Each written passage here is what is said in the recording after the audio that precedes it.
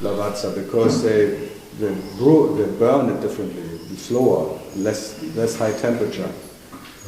I googled everything.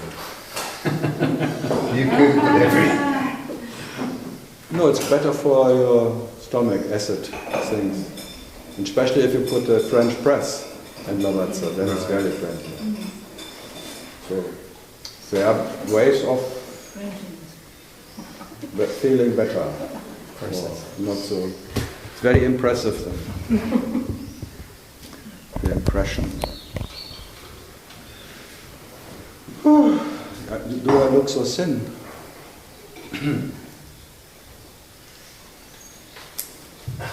I'm a sinner. Or am I a sin eater? Yesterday in the movie there was one who called himself a sin eater. A what? A sin eater. The one who eats sin. Like Rama. He was a big sin eater. Come to me, give me whatever you've done and not done, and unload all your sins with me, and bye-bye. I can swallow them as nothing. Sounds Cinderella. good. Huh? Cinderella. Cinderella. Cinderella. Yeah, that's called Cinderella. The story of Cinderella by Cinderella. Yeah, the weather is bad. November is Yama month. November, many people die.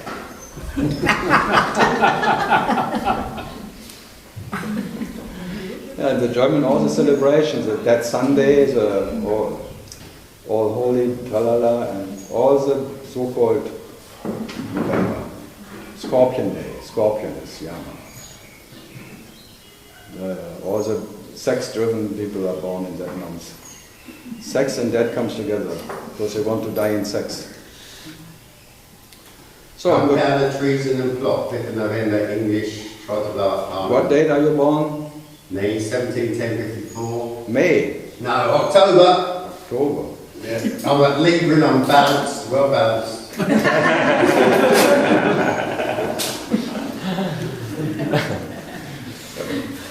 Some say overstretched. Overstretched. Rubber band. So, okay. Something left from yesterday. Everything. I'm always hoping that everyone forgets what I've said. Anyway, useless. Maybe the only what should.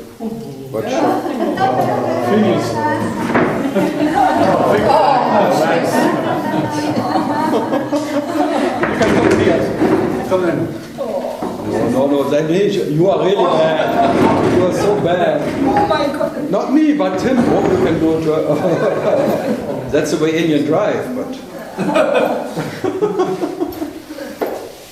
Why you don't sit there, then you have no problem with someone in front of you. I want to be here with my friends.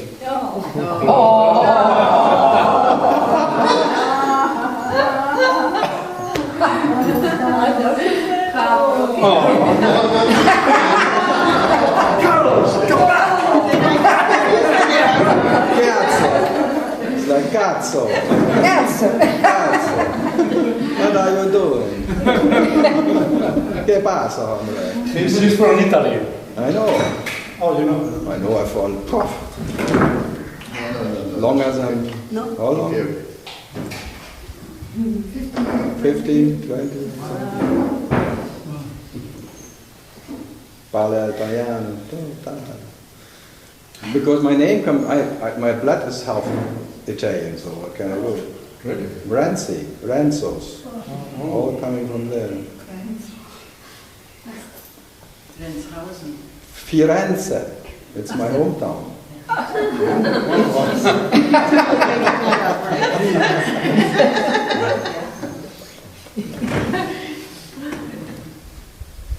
So what can I do? But they invite me every year to Italy for talks, but I'm afraid. Another place of a translation. this Latino say, it's too hard. Huh? It's hard to speak English for them. No? Understand? And I don't have this language in my hand.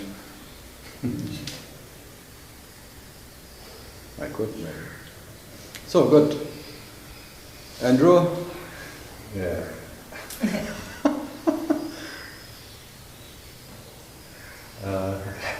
Okay, I will in a minute, yeah. In 1 minute? No, not 1 minute, soon, yeah. I did So- have sort of... it's kind of like the knowing. It seems to imply a knower. Yes. It seems like an experience of knowing implies there's one who's knowing.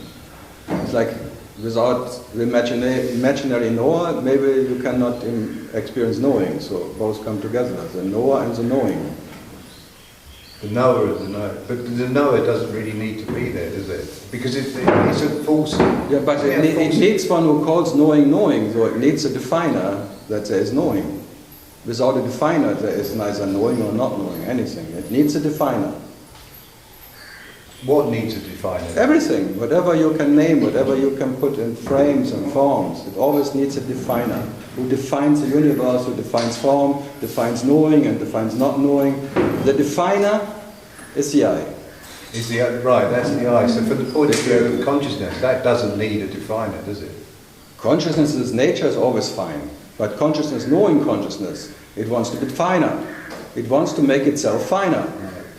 Finer knowledge, finer whatever. So it's defining itself always finer, but it's never fine enough.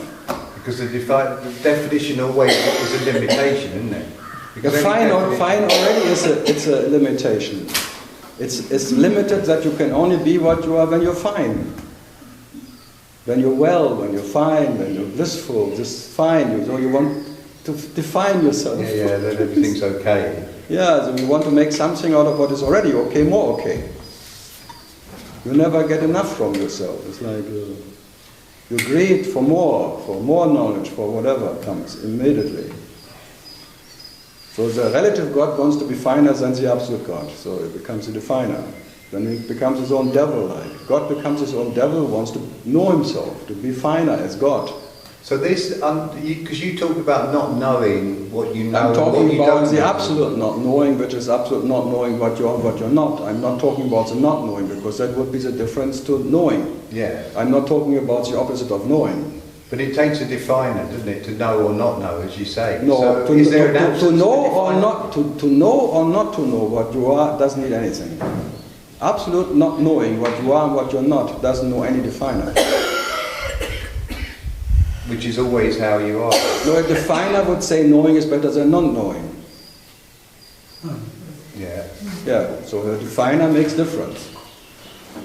But absolute not knowing what you are and what you're not, there is no, you can't get more or less by that. And you cannot get finer, so the definer is killed instantly by you not knowing what you are and what you're not.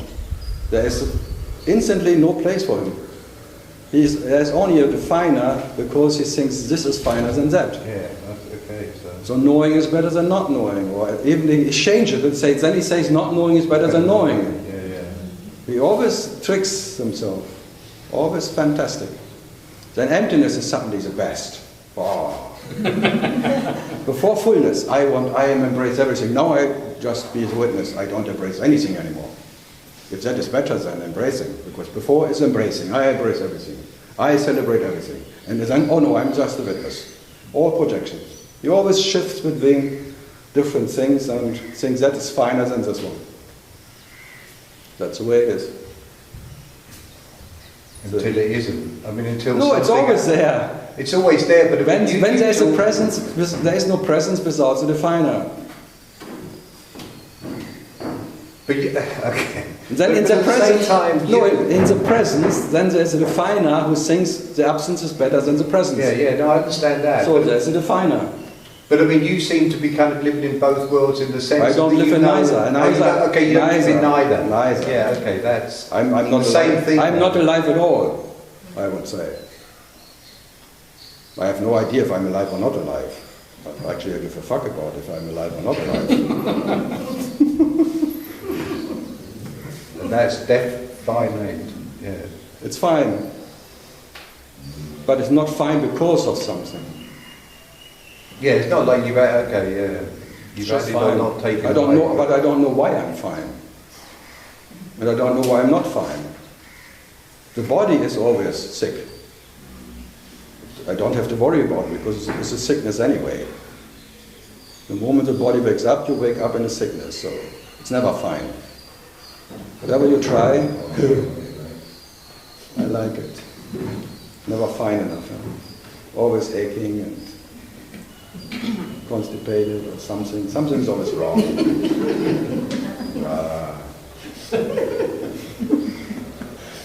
And you call yourself healthy when you don't feel the body, but it doesn't mean you're healthy, it's just you don't feel the body, that's all.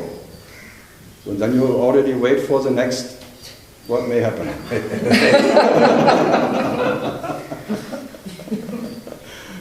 You know it's just a temporary pause of, and you try to keep healthy, you try to not to feel it, and then you even try to become a witness which is not concerned about if the body is healthy or not, it's just a projection. And you always need a little effort to make yourself fine.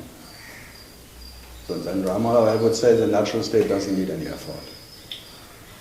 The natural state would be not knowing what you are and what you're not anyway, and you cannot get less and more as you are anyway, and you cannot find, there is no way out of what you are anyway, so may it be as it is.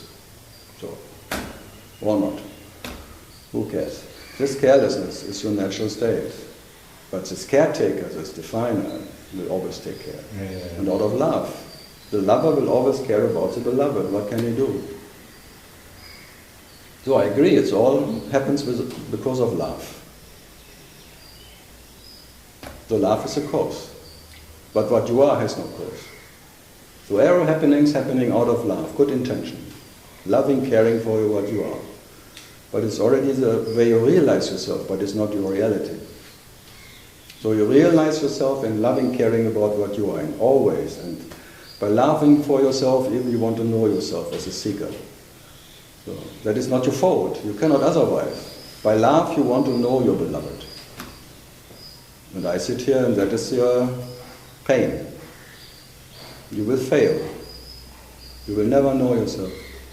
But you try. You cannot stop trying. The self-inquiry will never stop. There is no end to it. It may stop temporarily for someone, but what all the next of you, all your whatever, surrounded by people, does it stop for them too when it stops with you? So maybe realization will always realize itself as human people or whatever, or different separate object of time, and there will always be this consciousness. The one who claims, for me it happened, so what's the problem? Temporary, maybe an absence of suffering. But what is all the rest of?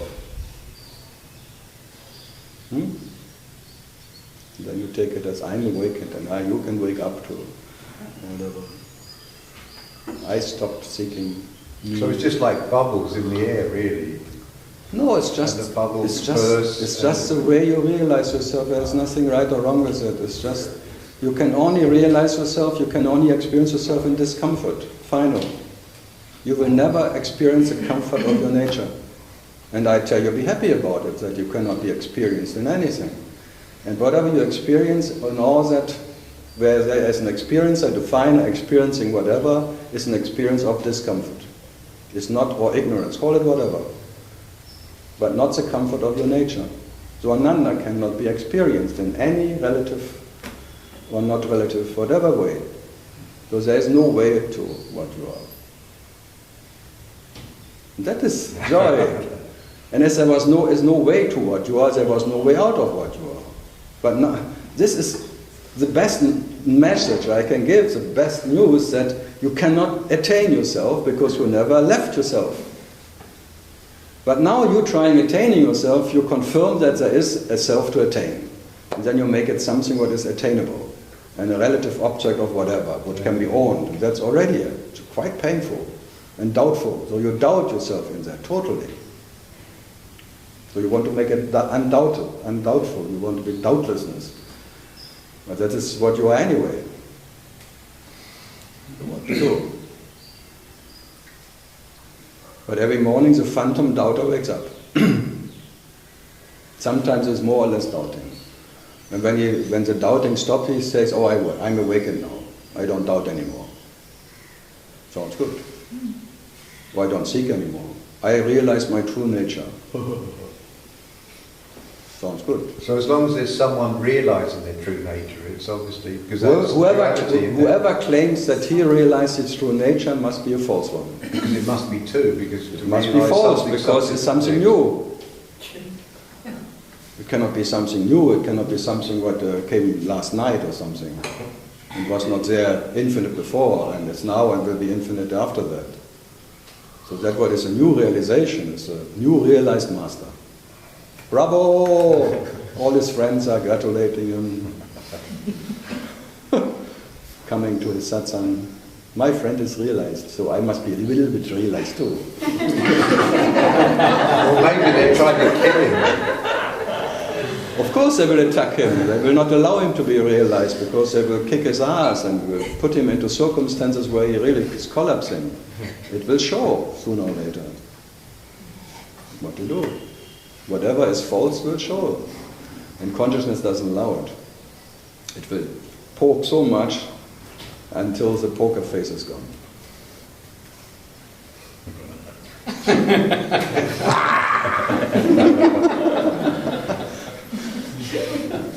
Like Enro Cohen. I have no idea, I never met him. It's really the worst case scenario if you believe you're awakened or enlightened. You have to behave like one. It's such a fuck, I tell you.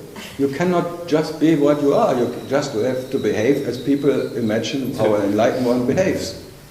No sex, no things, whatever, or you have to be pure, you have to be like Ramana all the time, only wearing a nappy or something. If you wear a shirt, you cannot be enlightened. For sure you cannot drive a motorbike. The Zen and the art of motorcycle maintenance. You what? Zen and the art of motorcycle maintenance. Maintenance, but not driving it. Mahmoudji is driving.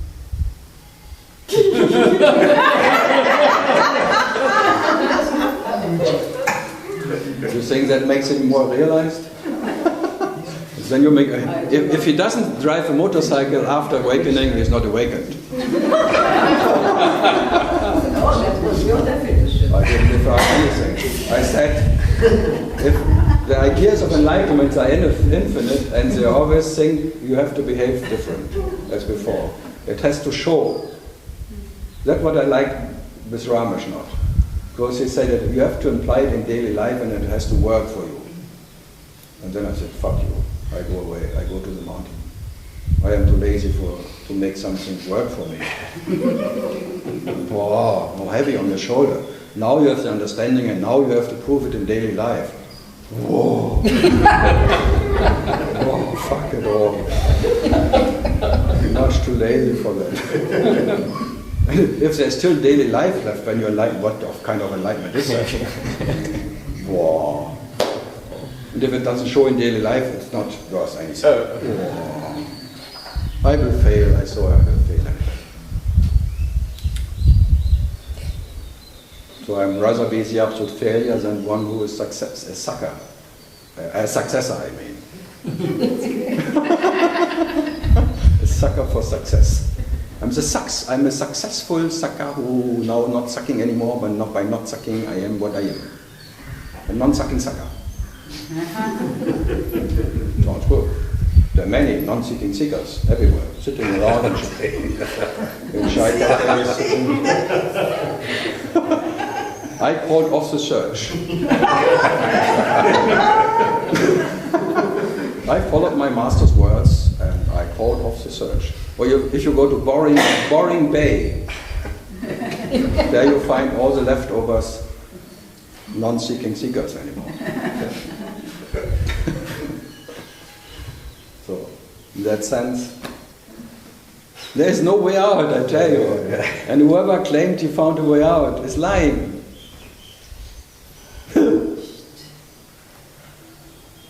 So, what to do? And yet our eyes still come here, kind of sitting with you, I guess. hoping to get something, hoping to lose something. I don't know why. I think after a while, no one comes to me expecting something to get something from me.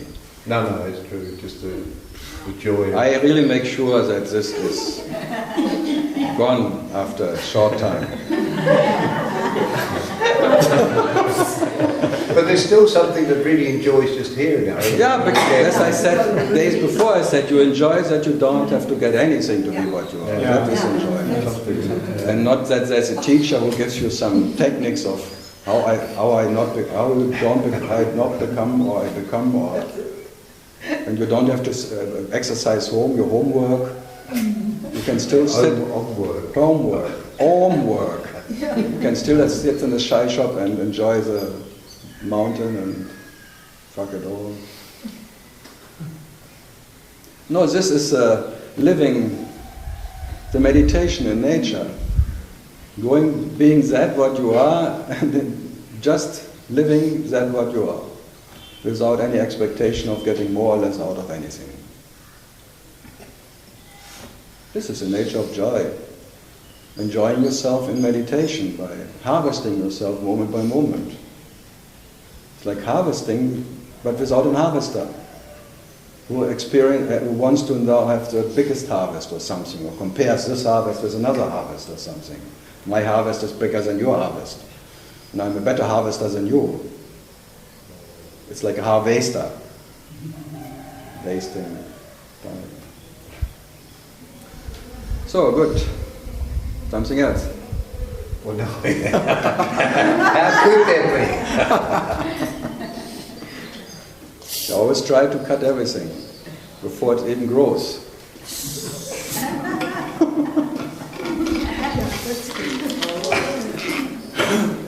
You see, I'm always trapping into the same trap. And I love it. This forgetfulness, being a fool forever, that is forgetfulness. Being a fool for myself, fantastic. I always forget that the moment you shake your mind, the bubbles come up. It's called Babylonia.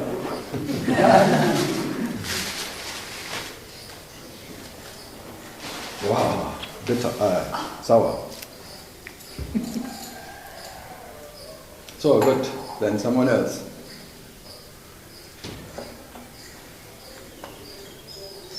Something? No? Not yet. Not yet. So till now I was okay. Very entertaining.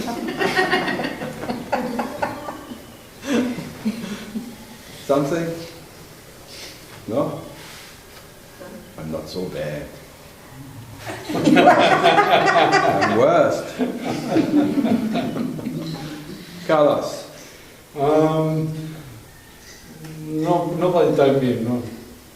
It always sounds like we lost your car. Carlos. Carlos. Carles. Carlos. Lost in translation. Good. Yeah. Germany? Germany is fine. Germany is fine. Now even Madonna last night was putting a German flag around in Cologne and showing, I love Germany. But that's good for business. When you have a performance in Germany, put a German flag around you. She's so opportunist. Shoppy. Good. We know us from long time. Yeah, so many years ago. From here, no? From here, yes. Eh? Something new? Same. Same. Ah,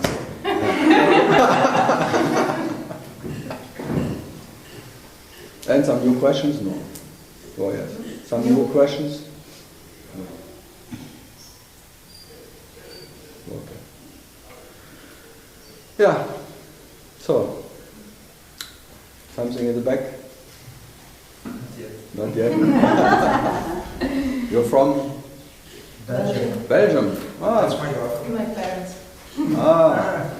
From, Yeah, maybe that was new. from where in Belgium? From where? Belgium. Yeah, where?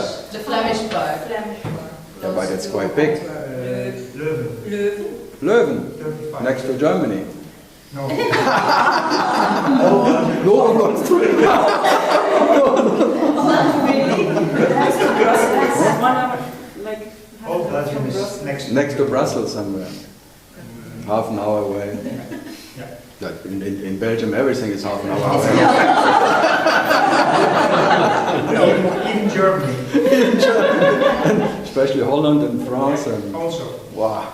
And You really And Luxembourg. It's and important. wow, because of the money. Eh? Yeah. But I Yes. have any. You're really I sandwiched. have any. You don't have money? No. What are you doing here? Visiting my daughter. So you are familiar with what we're talking about, or?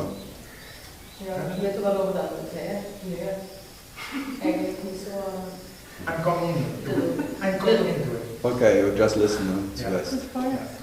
That's the most clever part. Yeah, I think To so. just start listening Yeah. and see I've what. heard about you. Ah. That's why. I went many times to Brussels 10 years ago, but heavy. The French have no questions. It shows. Ah ja. They have no questions. They just look at you and.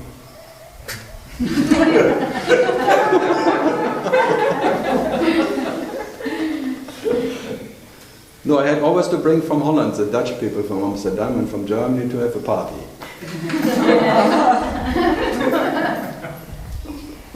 No, otherwise it's fun. I like Brussels. I was early 80s. I was quite often there.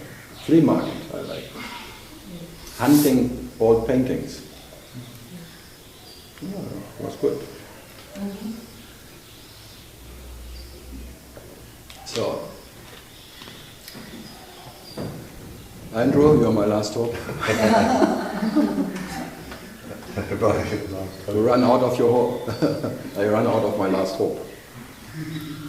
Or maybe the couple there. You're from? Coincidentally also from It's like an invasion today.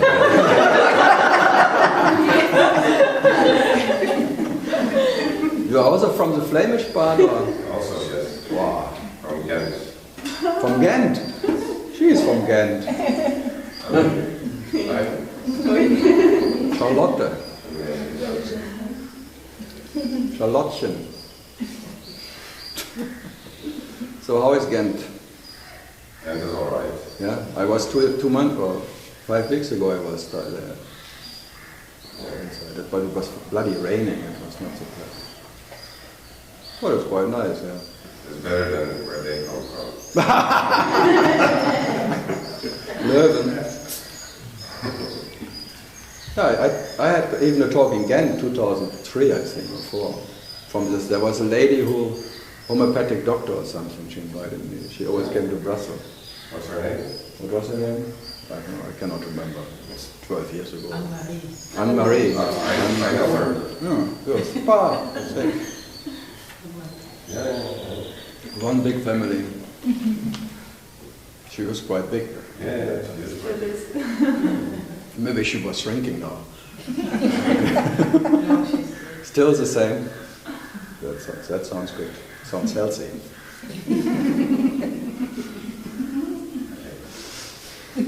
Okay. So, Holland, there's another Dutch speaking. They are full here of. There is one, today is really like a Flemish. Something from Holland? Joost. No, he is from Holland. You are not. You are from The English speaking part of Belgium. the English part.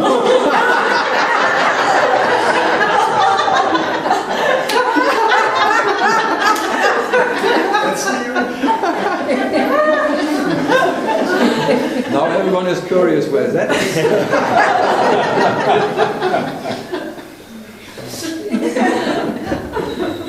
A bit north of Ghent. North of Ghent.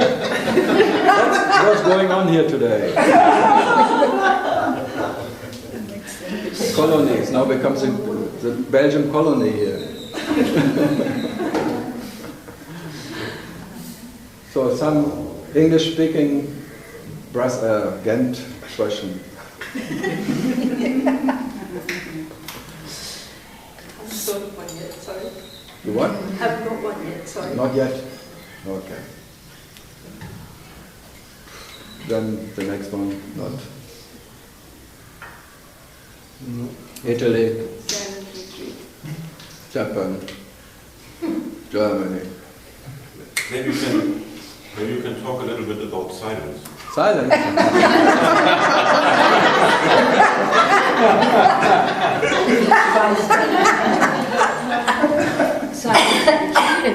Yesterday was silence retreat. That's it. Yeah, yes, something with silence. No. No, the who am I is like a pointer to silence, I would say, if you ask me at all.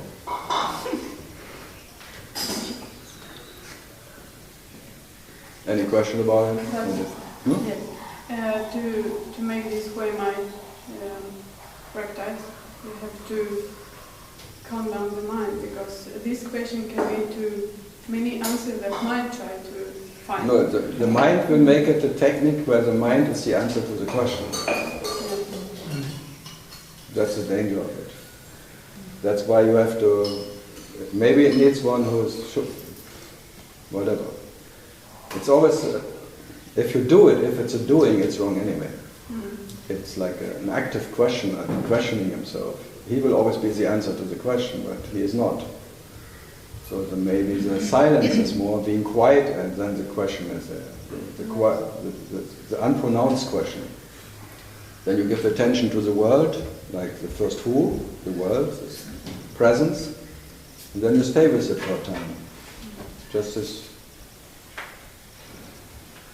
until whatever you say, the perception is shifting from the world to the I amness. And then staying in the I amness for a while. That who is dropping, then the I am, and then the am is dropping, and maybe then the I remains, and then you stay for whatever time. There's no guarantee how long, whatever, there is no need for anything. The I will drop. And silence will remain. But the silence without anyone who is in silence. That's all. But if you do it as an active question, like I'm meditating now, like who am I, you can do it for thousands of years. It will not. It just leads always to one who is the answer. I am the answer to the question, who am I? But it's not the absolute I. The silence is this omnipresence of silence, which is uninterrupted, is always, never needs any answer. So you are the unpronounced, which cannot be found in the pronounced, that's all. So that what never can be pronounced by anything. But that what is pronouncing itself in everything. It's always that what is silence. So silence is reality and realizing itself as I am who. And the way back is who am I? And the silence is always the origin of the question I am who and who am I. So the self, the Shiva experiencing himself as little one, I am who, and then who am I, and then Shiva himself is the answer. But not by, there is one who is Shiva. The answer is Shiva not knowing himself, being the silence of absolute not knowing what it is and what is not. Because silence means there is no possibility of I. Because in silence, where nothing ever moves, there is no I possible. So that's what lives from movement, from experiences. You just, it drops away by itself, and you remain as an absolute leftover, which is silence, which is not reached by anyone. So it's not by that attained by anyone. But you're right, if you do it as a questioner, using that question, you'll always be someone who then claims, I realize my true nature. I am the answer of the question. That's the danger in that. Because this who is questioning always kind of... It's the last trick of the mind, or that what is a phenomenal experience, that even the phenomenal experience becomes a non-phenomenal experience, and then being the answer of the phenomenal experience. So the absence is claimed again by who? This emptiness then is claimed by my emptiness. The ownership is not killed by that. There's still ownership running. My true nature. That's a joke in itself. My natural state. There is no possibility of anyone in that natural state of existence. The natural state of self is not knowing any self. Neither knowing or not knowing anything. That's your natural state. But not anyone who claims that's my natural state. Because the me cannot remain the me in that where there is no anchor, no harbor, nothing to hold on to, there is just you cannot breathe anymore in that. There is silence. And silence is like impossible. It burns everything away just by being silent.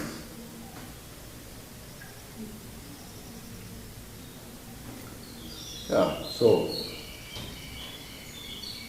ulala. So there are different ways of using that Hurma. And I think this guy meant it in that more, that silence is the answer, but not you. So you cannot make it personal or even impersonal. That's what is the absolute left over. And no one can claim that to be. So even if you say I am the absolute, it's fake. The absolute would never claim to be the absolute. So I cannot know myself. There was never anyone who knew himself. Never ever. In the whole tradition of all Advaita, all the traditions of Upanishads, there was never anyone who realized his true self. That's quite okay. And you will not be the first one. That's quite a release. Oh, there was never anyone who knew himself. And this one, even this one will fail. All the one who before me failed to know himself. Even Buddha failed to know Buddha. And you will be not the first Buddha who knows Buddha. No? What did Buddha say? If you meet Buddha on the way, kill him. By knowing there will never be any Buddha showing himself. So whoever claims to be Buddha, oh, you are Buddha. Kill him by...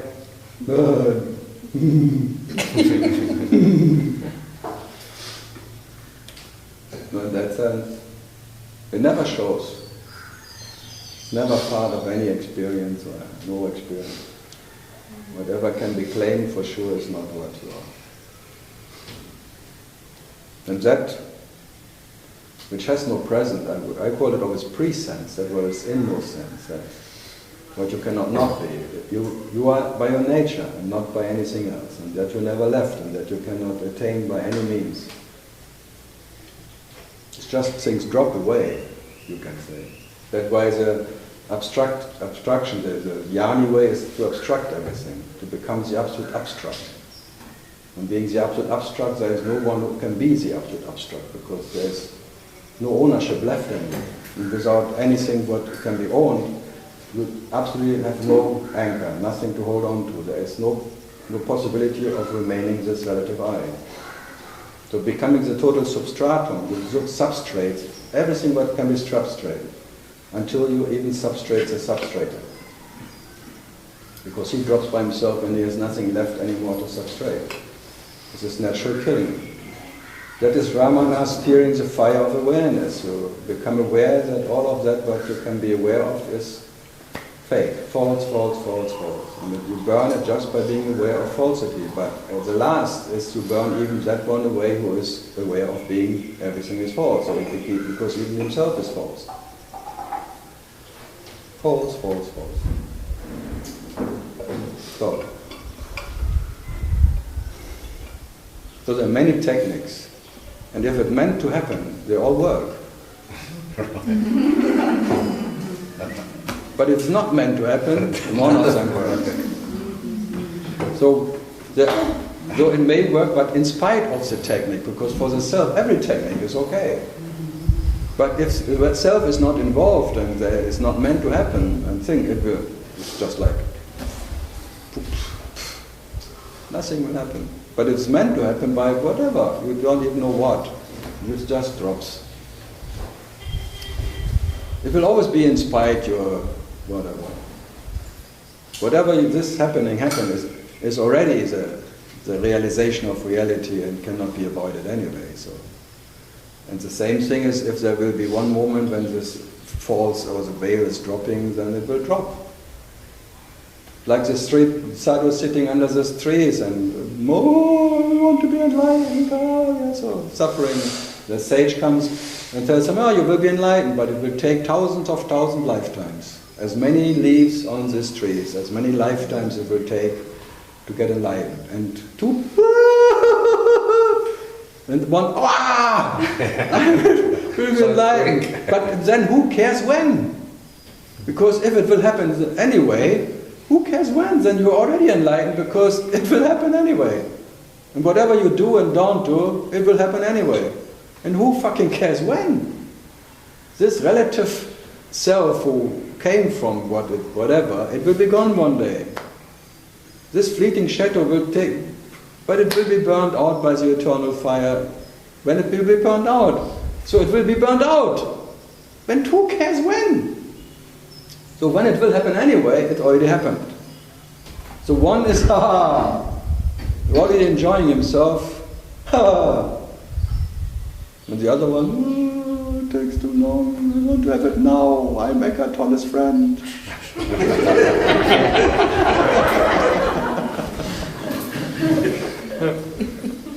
I'm the wife of Eckhart Tolle, I want it now.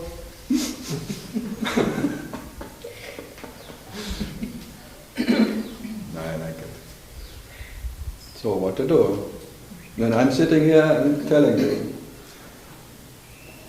this came to you and it will be gone one day. The phantom is like a sickness who came and the sickness will be gone. So what? What's the problem? You could not avoid that it came and you cannot avoid that it will go. So it's already gone. And just enjoy the helplessness of your nature. Total, absolute helplessness. If you could have avoided that it comes, you would have avoided it. And now it's there, and now it's just like it will burn out, because everything burns out, sooner or later. So it's already gone. So the ignorance you are now experiencing, it came to you, it will be gone one day. And then comes something else, because after that, it's always the next comes. Don't hope even that it will end. Because it's not the case. Because the realization of what you are will never end, and you will always realize yourself in discomfort, if you like it or not. That divine accident where Buddha talks about happened. An accident, the meaning of an accident is you cannot avoid an accident. It was meant to happen, even for the Absolute, the Parabrahman. He could not avoid starting to dream. Now it's too late. So what to do? Now, as the Absolute Parabrahman is his Absolute Dream. And the Absolute Dream means everything what can be dreamt has to be dreamt. All the possibilities and even impossibilities of realization have to be there. For that what you are. As absolute as you are, as absolute is your realization. So what to do? And I sit here and tell you, you can only realize and experience yourself and dream yourself as a relative dreamer. But experiencing yourself as a relative dreamer, you are not becoming the relative dreamer, you are still what you are. Experience yourself as a relative dreaming, you are not the relative dreamer who is dreaming, you are still that what you are. And then experience yourself in this dream of relative whatever is still not making you different. The reality, your nature, never lost its nature. The nature of the life itself is always what is life and now is living itself. And as no beginning your nature, as the life has, this living. There is no beginning in it and no end. So what to do? You're waiting for Godot. Godot. And Godot will all God. I always say you're waiting for God. Oh, but God will never come because God is already here. More God is not possible. This waiting for God. This is like God waiting for himself. This is a joke. This is a final joke. You waited all the time, but that what you waited for was already present. Absolute present. What a joke, huh? But you believe it has to be a special one. A special event, an enlightenment event. When God arrives, there should be light. And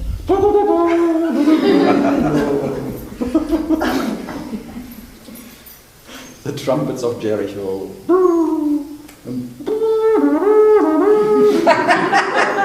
God comes today. Here I present him. God in all his glory. Now experience himself as oneness. The seer and the seen is one. And he is now the God who knows himself. Ta-da, ta-da, flowers, things and singing, bhajans, boom, boom. One realized God sitting in front of unrealized gods. Ta-da, ta-da. Wonderful. That's called satsang.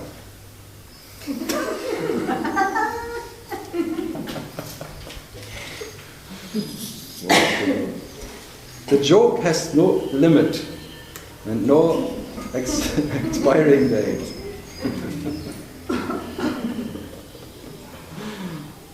So what to do? And I can just remind you that by that whatever experience of birth or anything, you still are what you are. So nothing ever happened. So what to do? But as you cannot control yourself, you cannot control your realization. Because there's two. If there would be a second self, maybe there would be a possibility of controlling it. But as there is not even a self to control, what to do?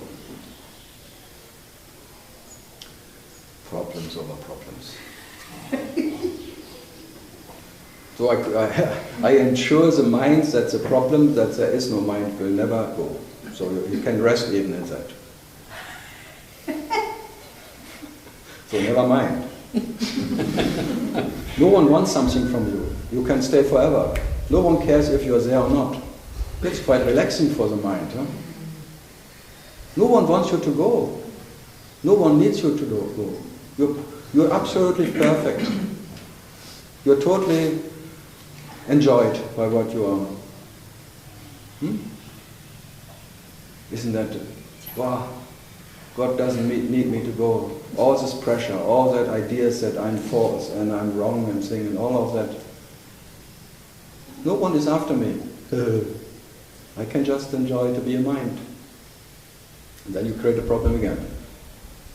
Because you are the most inventive, creative mind ever.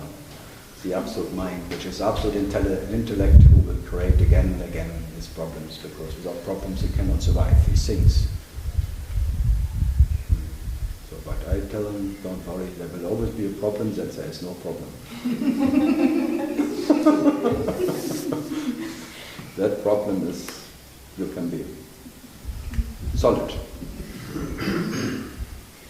Solid as a rock. But the rock How do you deal with physical pain? I kill the doctor.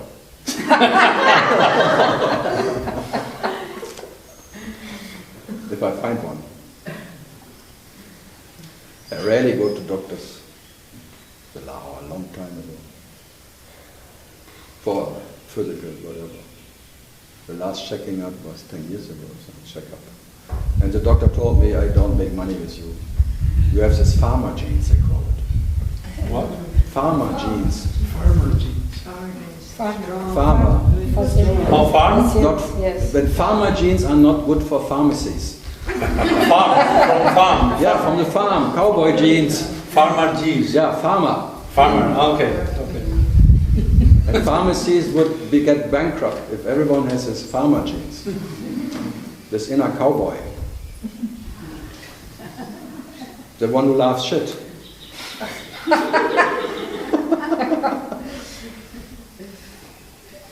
They don't need, they rarely need shrinks. If you laugh the shit, what happens? And shit happens anyway. If you love it anyway.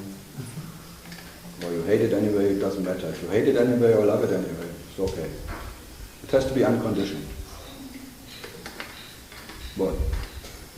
Yeah, it makes no difference. If you're in unconditional hate, you're fine.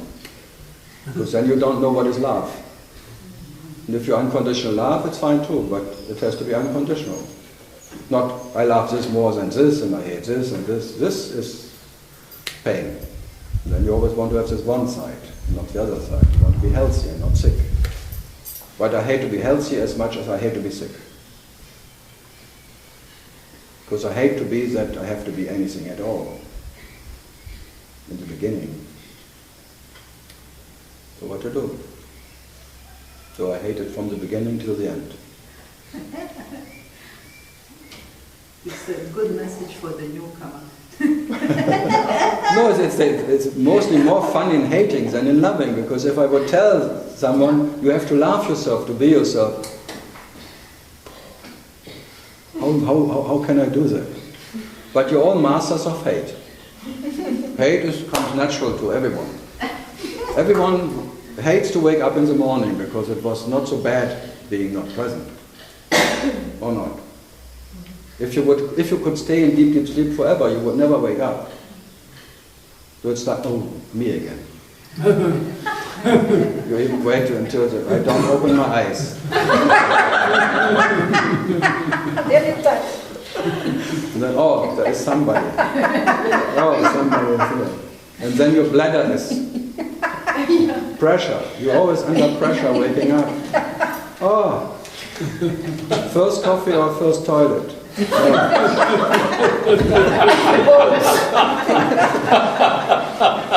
Because we already try to make it bearable to have a body.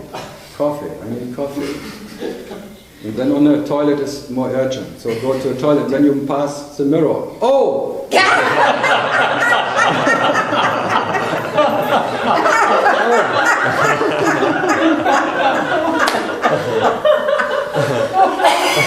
And it gets worse every day.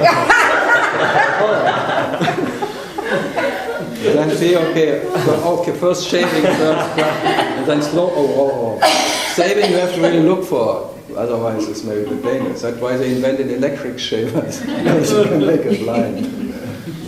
And then coffee, and the whole day you try to make it more comfortable, or at least more bearable, having a body. But I tell you, if you could stop it at any moment, you say, good button, push here, you're gone, you would never leave that button alone. That's called the meditation button. Because you meditate to kill yourself.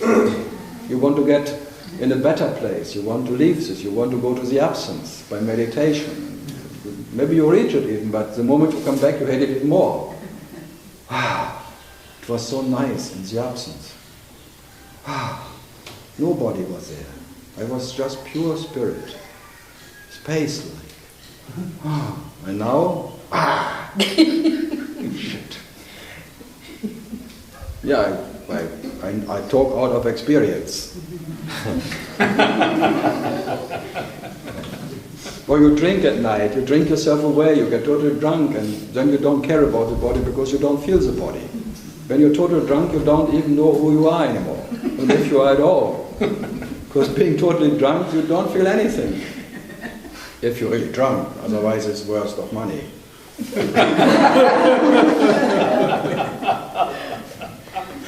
But the hangover next day shows you, no way out, baby. So what to do?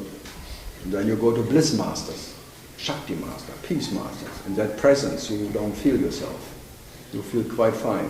But the moment you go away, bang again. Then you become a junkie for that presence. There are some so-called oneness masters things. They can give you that. I know. It's like a field of, and you just relax in it. And you know. But the moment you get out, it doesn't last.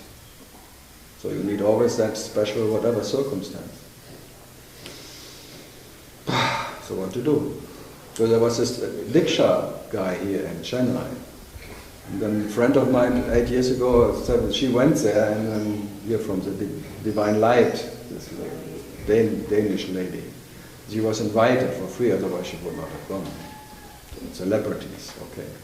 Then she went to the kitchen all the time and said, what are you doing here? We're making chai. And what is this powder? Bang. Ah, bang. But we're just putting always something into the shower. Bang, Just bang, bang, just to relax. Just to relax. So all the time the people who were there drinking chai, full stoned. And they thought it was about Diksha, like giving this energy transmission. Shakti passes. Diksha. Putting hand and then money, money, money, money, money, money, money, money, money, money. It cost $20,000 for 3 weeks. What is that? Enlightenment guarantee. It was Diksha. And what is In Chennai, Bhagavan and his wife. Bhagavan and his wife. Gold, that's platinum now. But they have an ashram. They have an ashram in Andhra Pradesh, the main ashram. It's not these people that they have. Here, it is here. No, it's here. 3 hours from The golden city they wanted to build. Yeah, the golden city. Yeah, but it's here. Near Andhra Pradesh, but not in Andhra Pradesh. Oh. No, it's still north of Chennai somewhere. They call it the Oneness University.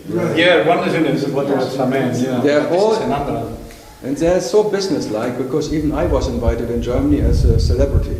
And I think whoever invites me as a celebrity, there must be something wrong.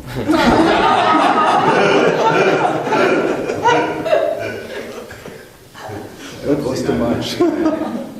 Just fishing for money for disciples because they're always invited. Isaac Shapiro went, and afterwards he himself gave Diksha and all of them. He does everything anyway, it doesn't matter. He goes from one to the other technique. For him I expected actually, because he is enlightened one with a gun under the bed.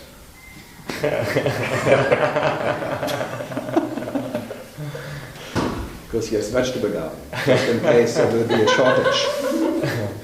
And if people would come to steal his vegetable, he will shoot some. Disciples with Charlie's technology. I was like a comic strip, enlightened one with a gun defending his vegetables. Okay. No, but he went there, and then afterwards he gave Diksha too. He was part of the whole movement and around the world and things. But now I don't hear so much anymore. Because they opened the golden city, and then all the Indians, they stole the gold from the roofs.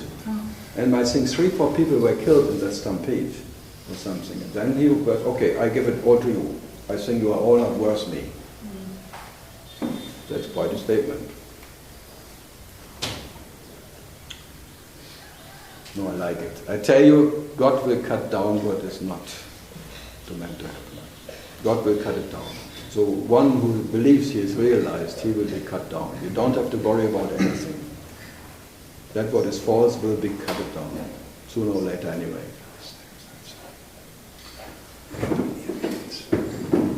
So what to do?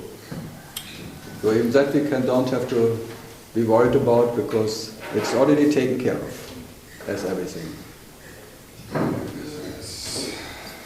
Business as usual.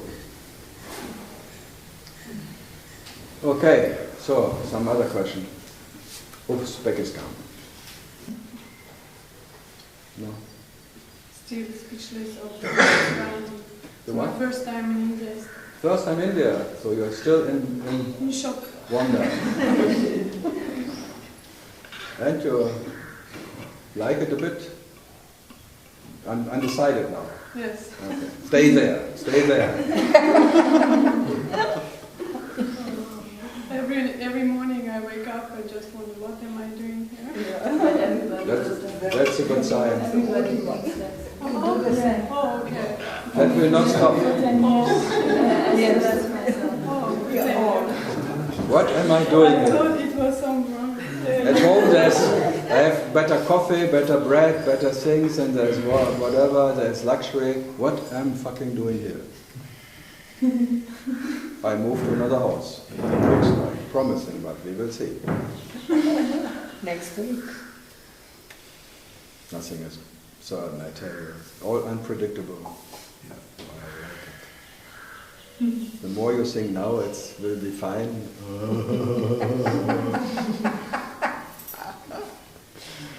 So I always always expect the worst to happen. The what? The snake house. The snake house. Yeah. I am a snake, so I'm okay. Why is it called Snake House though? There are lots of snakes In around. the garden full of snakes. Is there someone still living there at the moment? Yeah, nice guy. It's one was rare to find because he's French and nice.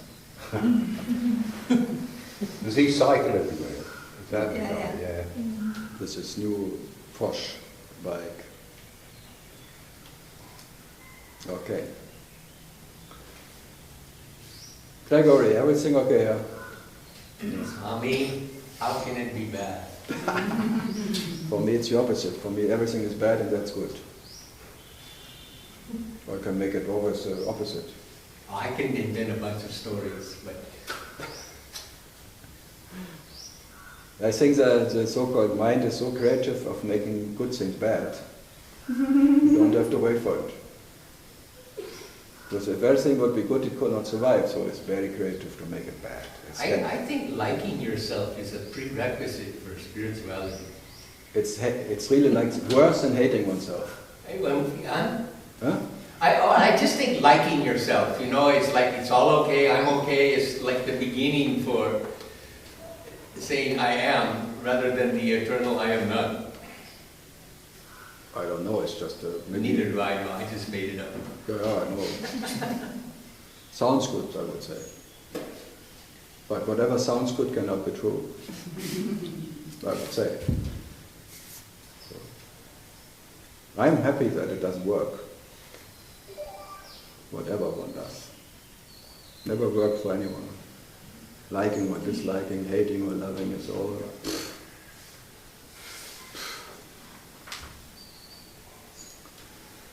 Huh? So still nothing from Belgium? Maybe next time we come have to digest. Yeah, normally people sit here and tell you, yes, you can do something. You blah, blah, blah, if you read that one and that one, but I'm too lazy for that.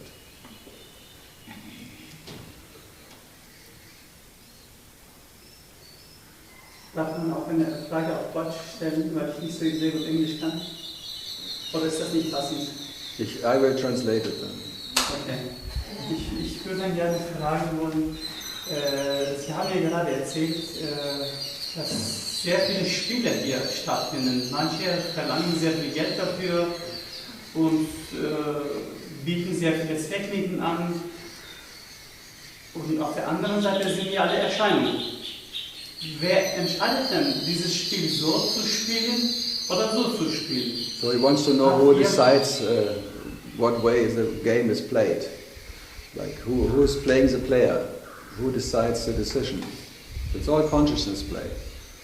So if you want to blame anything, it's consciousness playing his game in different ways. Like Bewusstsein spielt sich selbst in verschiedenen Varianten. So nothing is right or wrong, is it? But it's just different. But I can say you cannot find yourself in the differences. All of them, even the one who is like me, is not offering anything, is false. So I include myself in the falsity. So I cannot present you the truth. And I can make differences, and I'm different maybe to someone else who takes more money or promising something, but even not promising, you make a promise out of it. You are very creative. So, dass ich nichts verspreche, das ist für dich dann vielversprechend. Wie verstehe ich das jetzt nicht? Ich verspreche nichts und davon versprichst du dir dann auch noch mehr. It's like another trick of consciousness. Another trick of consciousness by not promising something. Oh, he's not promising, that's very promising. So even the non-promising is pro-missing. You will always miss yourself in anything. And I'm telling you, be happy that you will miss yourself. That you cannot be known by anyone, not even by yourself. This missing yourself is I'm missing myself today again. Because missing yourself, not finding yourself, what's the problem? Now you found yourself, that's the problem. You found yourself having a body. You found yourself being a finder. Becoming a finder of something that you know you have a foundation in your body. This finding is your main problem. This missing yourself is actually this. Not knowing yourself, missing yourself in anything. Oh, I miss myself today, totally. Ah, wonderful. Thanks God I haven't met myself again. Because the self you can meet is a fake one anyway. So missing that what is the absolute. Wow, I missed the absolute again. Fact, I was so close, but I missed it again, thanks God. But I was very close today, very close. I was so aware. I was even sharper than the sharpness. The sword of intellect was so sharp that it nearly cut it itself, but nearly. Next time I will cut myself. Next time I will be the eye who sees the eye. Next time. I will be more the eye of God, and then the eye of God will see the eye of God. By being the eye of God, I will be the eye of God. Next time. I was so fucking close. Wow. I went so deep into meditation, and I was so deep in emptiness. I was not even there anymore. So empty it was.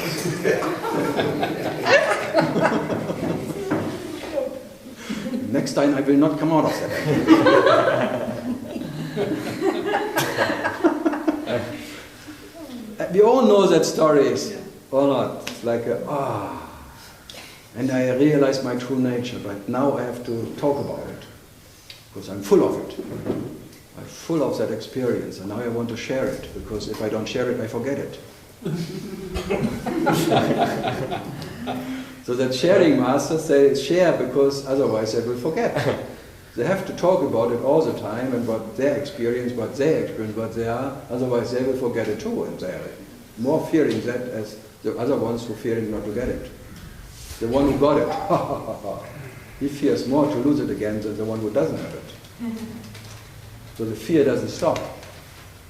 So the false evidence appearing real will not stop. The false will always appear, because every appearance is false. So fear is false evidence appearing real. So the evidence every morning waking up, but this evidence is false. False, false, false. But you're a scientist. I tell you, it's all science fiction. Even the scientist is fiction. Science fiction. Star Trek.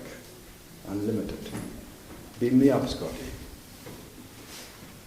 It's like asking God to beam you up into this heaven. Please, God, take me. Beam me up, Scotty. I want to be sitting next to you forever, being bored by the trumpets of Jericho and the angels playing the harp.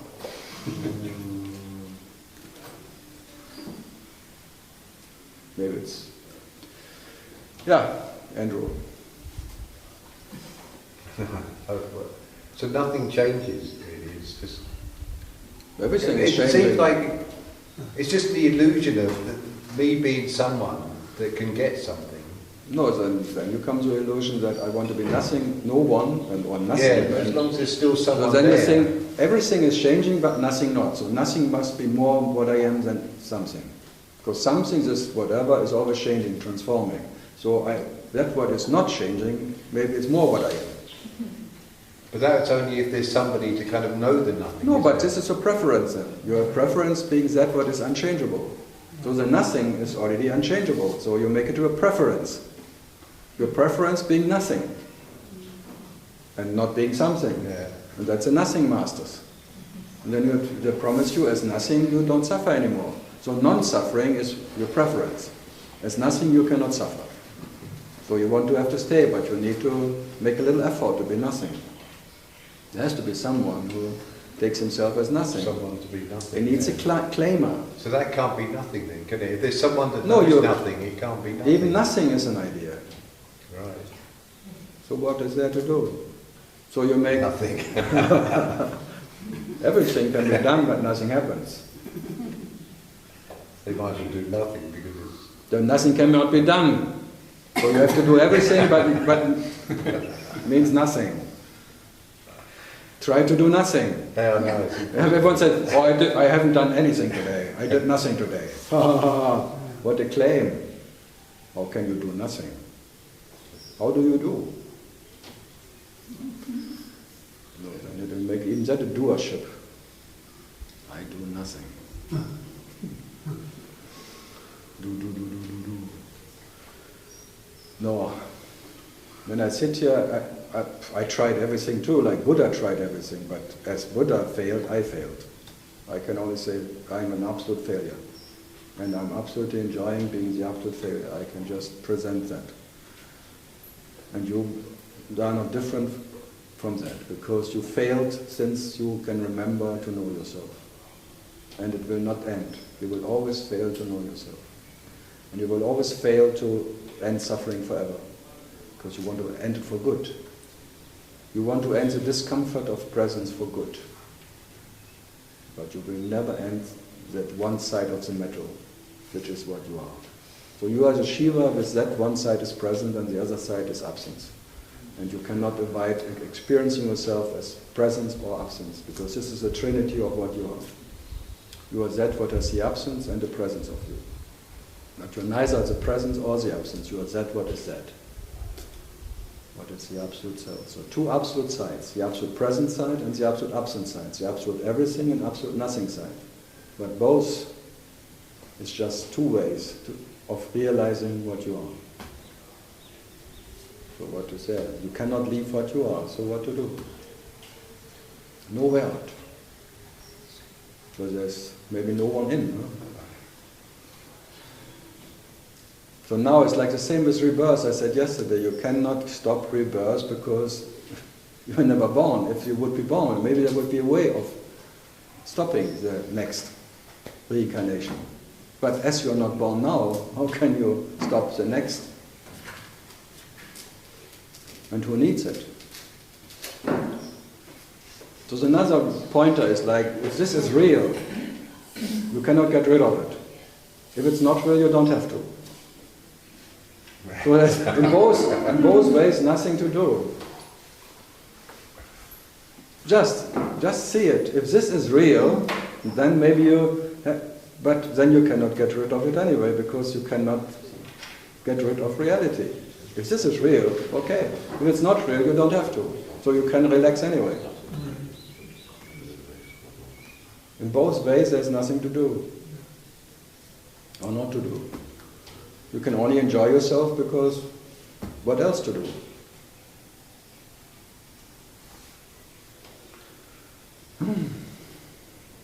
Yeah, Carlos? Sounds good. Sounds again too good to be true, huh? Yeah. Because your experience that tells you something else. Well, in one sense we do that anyway, because we enjoy the suffering, because that gives the kind of idea of Because the sufferer depends on suffering. So the me needs suffering, otherwise this would not survive. So he does everything that suffering doesn't end. Yeah.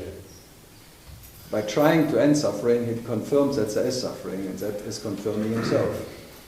It's a trick in itself. The one who wants to know himself confirms that there is one who doesn't know himself. This is survival system of the phantom. What else can it do? Even being very honest and authentic, and yes, with all your heart trying to know yourself, confirms that there is one who needs it. That's a phantom, who needs that confirmation, that it needs to know itself, to be itself. Because that what is the self doesn't even need to know the self to be the self. But the phantom needs all that little things, whatever. And then it claims, first it claims to be having a body, claiming being somebody. If that doesn't work anymore, then it claims I'm nothing. Because at nothing, you cannot touch it anymore. I'm nothing. I claim to be nothing. So it's safe. There's nothing, I still I am. There's nothing. Are you still something? Oh, poor you. Tricks, tricks, tricks. And the tricks are as absolute as you are. So you are the absolute trapper, the absolute trapping, and the absolute trapped. What can you do? How can you avoid stepping into the next trap which is made by the absolute himself? You cannot avoid yourself. It's stupid to wake up in the morning, but try not to wake up before you wake up. That's the main thing. Try not to wake up before you wake up. If you can handle that, if you can do that, then I could give you congratulations. And when you wake, it's too late anyway. No, this is a symbol of helplessness. That when you're in the dream, when you start a dream, you start to change the dream. But what is in the dream has no power. It's all powerless. It has no energy. Merely phenomenal shadows. And they have nothing what they can do, what is theirs. And there is no energy they can use anyway. And that what is energy doesn't need it. So between there is no bridge. That what needs cannot, and that what could needs not, doesn't need it. Fuck. So that what you are doesn't need to know itself, and that what needs to know itself will never know itself. So now you may decide what's better.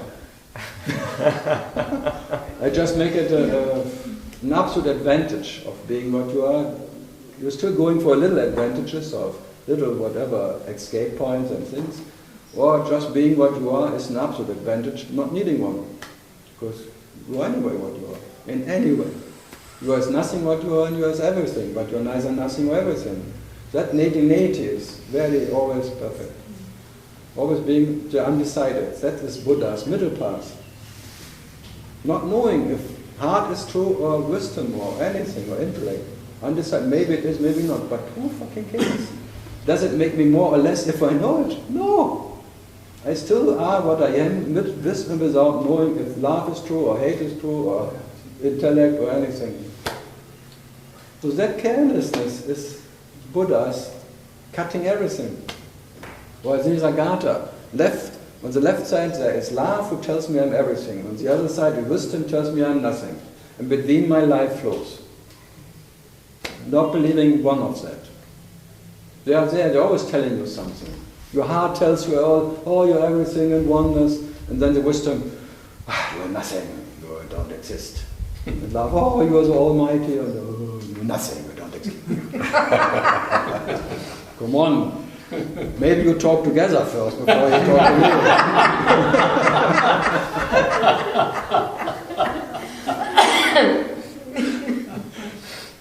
Maybe you have some agreement or something, and then you tell me, whatever. Like parents. Like what? Like parents. Like parents, yeah. The mother is the love and the father is wisdom. I tell you, oh, come to me, I'll make you some fried eggs.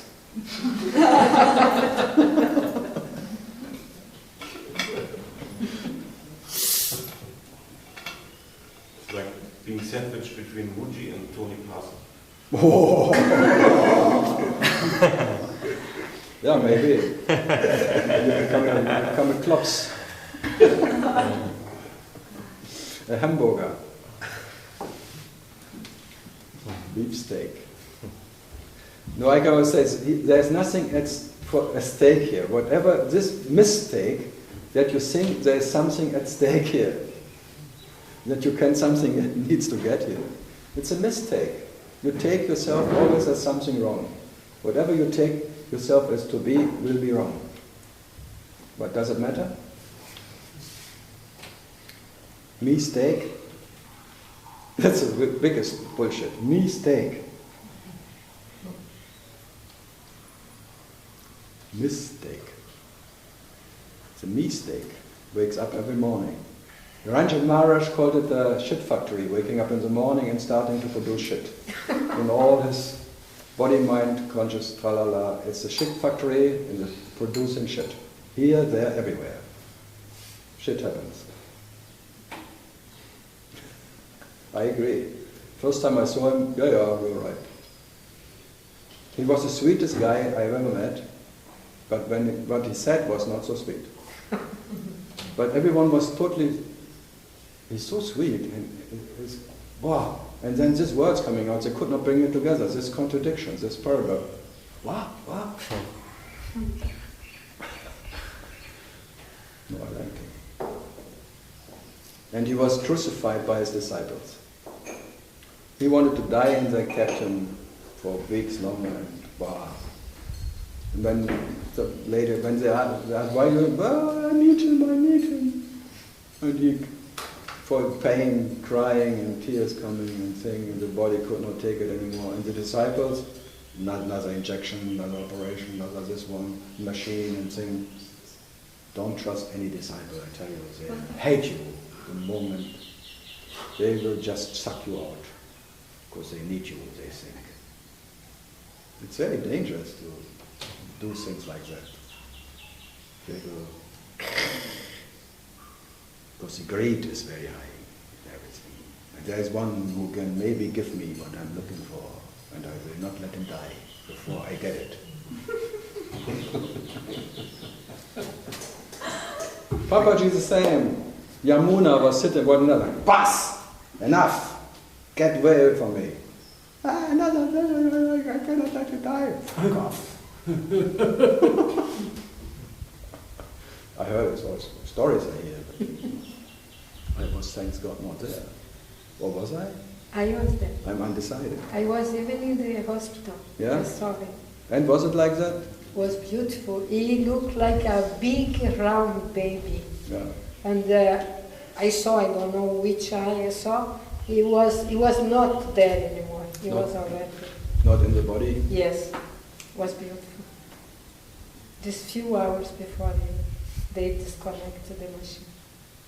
But did he say, take it away? No, I didn't say. No. At least they didn't tell me Not that to he you. said. No, to me, no. He tried to grab it, take it out himself. Oh yeah, maybe. He did that maybe. Yes, it pulled Yeah, out. he took it out, but enough strength enough to put it out himself. Fast enough. Fast. Yeah. I would. And he asked somebody in the room, who is the Buddha? And then one Indian guy, that I don't remember his name, said, oh, I don't know who is the Buddha. And then he is, Papaji asked somebody else, then they became nervous and said, you are the Buddha, Well. don't look for somebody else. This was his last words. According to Paramita, no? Yeah, Paramita must know. He is a stockbroker of property. Stockholder. But you know, the doctors, what I heard too, the doctors, they want to put some more machine or more injection, something. And then Paramitra, Yamuna, and somebody else said, no, he is a Jiva Mukta. Please don't do it. And they said, no, but we have a vow, we have to do it. Yeah, they have to, no, yeah, please. it's a law. If they And don't do it, they can Yes, they accept. Only in India, no? That you say somebody is a Jiva Mukta, but that's it. So that's why some gurus go before the disciples can decide. Mm. Maybe they have some insight. Good.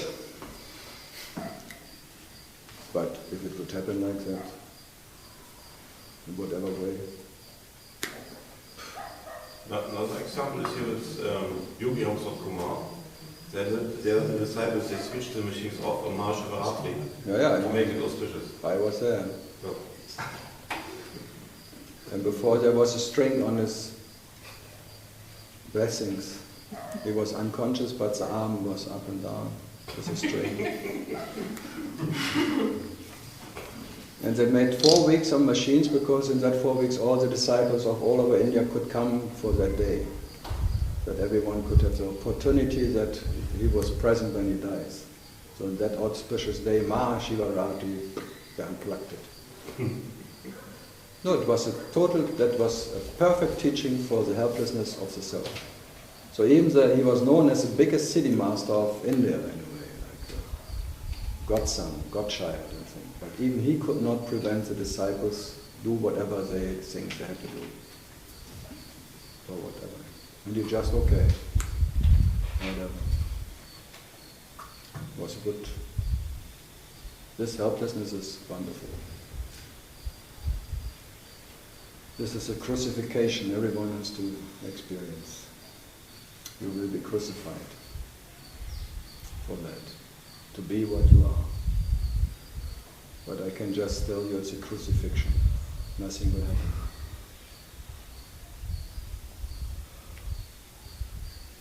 The things you are most afraid of, when that happens, nothing happens. Like that, when that happens, nothing happens. You will be surprised. I thought there was some, just the next happened, whatever the next, but nothing happened. So what? The carelessness that you talk about, the carelessness, helplessness, is that the carelessness of deep sleep?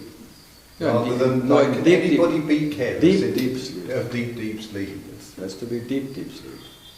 Because there is no one present who could care. Right, yeah. That's the nature of It's silence. not something that can be like in this so-called conscious awakeness. No. You know, it's just in Taoism as Vei-Wu or Vai-Wu or whatever. The Irish. No, Vai-Wu. That's not doing, right. Non-presence. And then he became Vai-Wu-Vai. He makes the absence of presence, absence, presence, absence, whatever. Just pointing to that what neither has presence or absence, which is neither that or that, like neither doing or not doing, whatever. This Neti in the perfection. He was very good in pointing to that. What to do? Vei-Wu-Vai. Oh-Vai. Good. Now some question. You're from? US. US. From where? New York. New York. I was living 86 for 6 months in New York. Wow. What a... Oh, it was fun. It was party time. You were the peyote time? No, much later. Artist at exhibition in New York. Living there, painting. No, artist in New York. San Francisco, Sydney. I was very promising artist. And then what happened? What? What happened? I went to New York, 86, and then my girlfriend from then, we just came from Sydney from exhibition, then we had an exhibition in New York, and and then she took an overdose of magic mushrooms, just watching television. We went to a friend in Princeton, and he had a big pot of magic mushrooms. And she just thought it was some fruits, some whatever. And she was watching television, just eating half of the pot. And she never came back from that.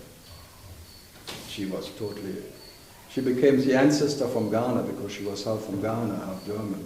All the witchcraft from a Ghanaian ancestors coming up in her, making fire in the loft, making puja, making things and crucifying and going to the Waldorf Astoria with a stick and I want a room, and everyone and going through New York and the traffic and the thing, and just going straight through the street and the whole traffic, fearless in action. Wow. Wow. Look each day, fuck you and you and I am your master. Okay, why not? I was totally fascinated by this beast, by this fearless. Okay, but then she had like a little love affair with this another Swiss artist, another love. She said, I just was cleaning the bathtub and he came just for 1 minute from behind and said, may I? And so I said, oh, before I even could say no, it was happened. So she was pregnant.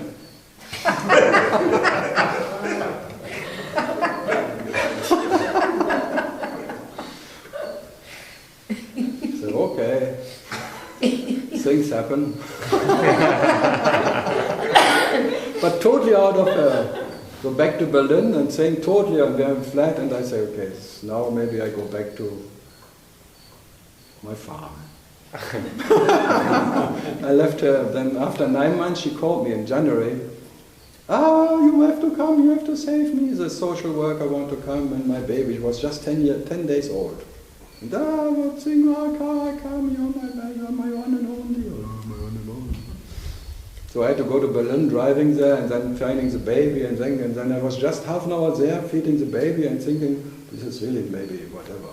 Then knocking on the door, the social workers, wanting to get the baby away. No, I'm here now. Everything is fine. Didn't expect it me. German, straight, farmer. But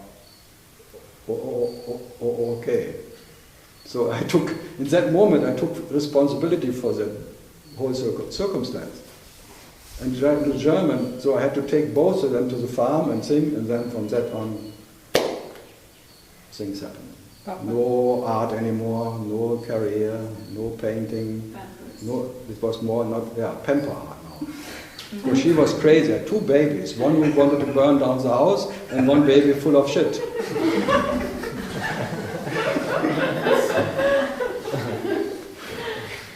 That is quite testing your...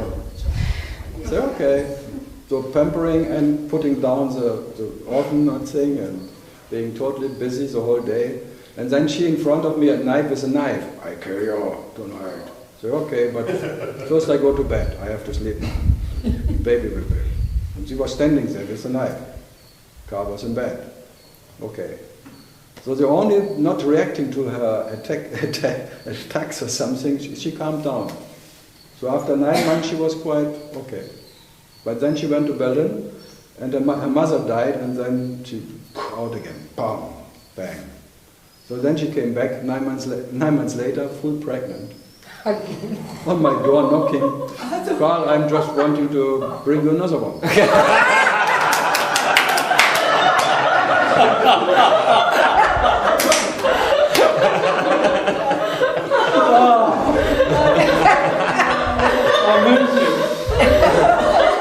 Then my tolerance limit was crossed. No, this is enough. The next day I brought that little bit late, whatever, it was 2 years then, or 3 years, 4 years maybe even already. It was a bit later. So I brought it to foster family, to my friends, and closed the door. 3 weeks later I sold the house, everything was done. So it was just bang, it was over. The story was over the moment she was on the door knocking, high pregnant, and my friend brought her to the hospital and she got another girl, baby, whatever, the next day. And she was ready to give it to me again.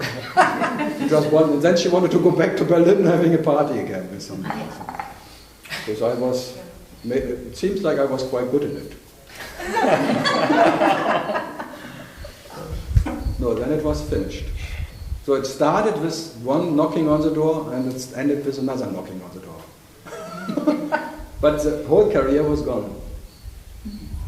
4 years or 5 not being in painting in the business, they drop you like nothing. You don't exist anymore. Then starting again, then I started a music business, music studio, and recording brass orchestras and rock groups and things. That was more fun. What to do? But in the meanwhile, there was this migraine totally on, this whole energy bullshit, this all that things happened. Wow, it was really a riot. So migraine and business again. I could only make stock market, just survive by playing the stock market. I was quite good, and then things happened, whatever. So maybe I would have been a big artist. It was very promising. Worldwide exhibitions and things. Now you've got into comedy. No, I tell you, I don't regret any of that. Nothing I regret. Because all of that was absolutely step by step needed that I came to this bloody mountain in '95 and fuck it all. I know that one story about a Buddhist monk who was accused of raping the village woman and he had to now take care of this baby and he did it. Famous story. So, this is but she came later and took it away again, not bringing another one.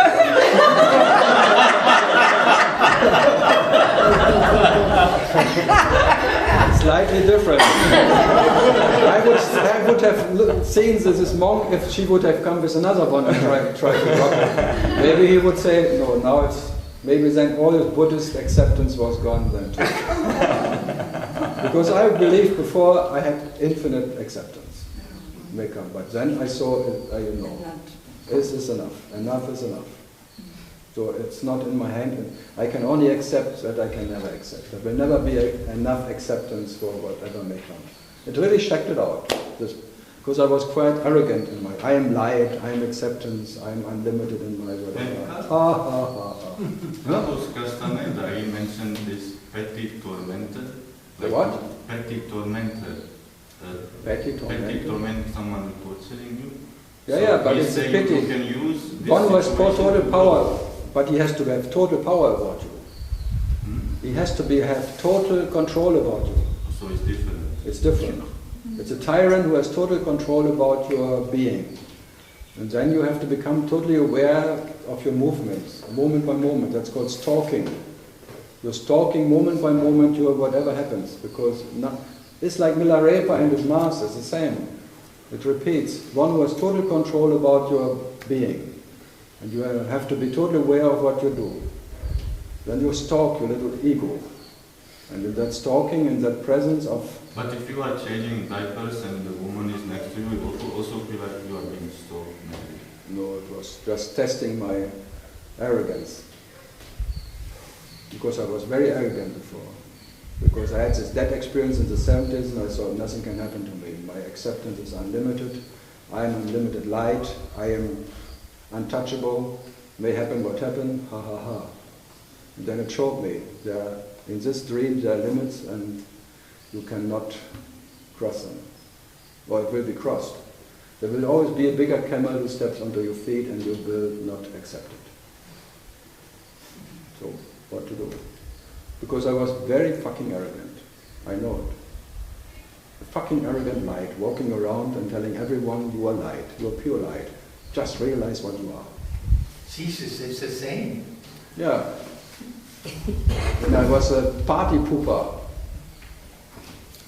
And I was not drinking. I was totally proud that I hadn't drunk. For 14 years I didn't drink at all. No one sip of alcohol. Not smoking, no drugs. And I told everyone. No sex. 9 years no sex. And I was fucking proud about it. So proud. I tell you, the only thing what is unlimited in this universe is pride. Of what you have done or not done. And I was perfect. I was a perfect example of that. And now I'm absolute arrogant.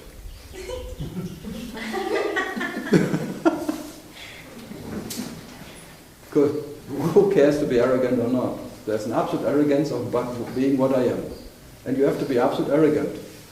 You really have, if you really mind that one believes you are not that. Only that absolute arrogance, giving really a shit about what people think about you or not, or the whole universe can collapse in that moment and nothing will ever happen. This absolute arrogance, to be that absolute, superior, supreme, you cannot fake. So I'm absolute arrogant. I'm still absolute arrogant, but before I was a little bit relative arrogant. And people offend, say, oh, you seem very arrogant. I say, yes, I'm absolute arrogant. And I don't mind. Because everyone, when he was, to be honest, he would be that arrogant. Because everyone has this God arrogance inside. I know better than everyone else how it has to be. Me. So when I sit here and say, I'm always right, I mean it. And you're trying to be right, you will always be wrong. That's all. I'm always right. Because I have no concept of right. But you have a concept of right and wrong, it makes you always wrong. So that's maybe, if that's a difference at all. So what to do, huh? So absolute arrogant. Isn't it lovely? Yeah.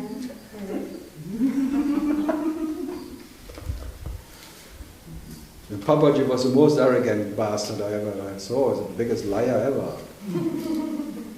The biggest arrogant liar. Yeah? Did you see him? No. Me neither. Anything that came out. I hated 97 when they all came down. Because it was so nice before they died. It was so quiet here. No Neelam. Neelam, the master of Pamela. Because Neelam no one knows, but on the homepage he says Neelam, the master of Pamela. Pamela is more known in the States. Pamela Wilson, not Pamela Anderson. That would be fun. It's like Eckhart Tolle, the master of Jim Carrey.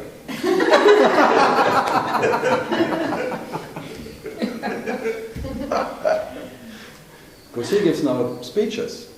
He woke up with Eckhart Tolle. Mr. Jim Carrey. I hate him actually. There's only one guy I hate more, that is this Canadian singer. Brian Adams. Brian Adams. He's bad singer? He's so fake. Wow. And the songs are so fake. Did you ever truly love a woman? Wow. Wow. The lyrics. Wow. Always pleasing the ladies. That's really bad. As a woman, I would be offended. Someone pleasing me like that is like, a greedy bastard who wants to please me. He wants to go into my underwear.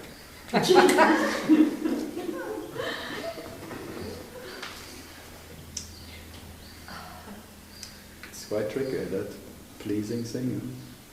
Always wanting something. It's all part of business. Making love songs. That's because I became a punk musician. Then you really don't please anyone. Good. Andrew, something else from the music? From the music.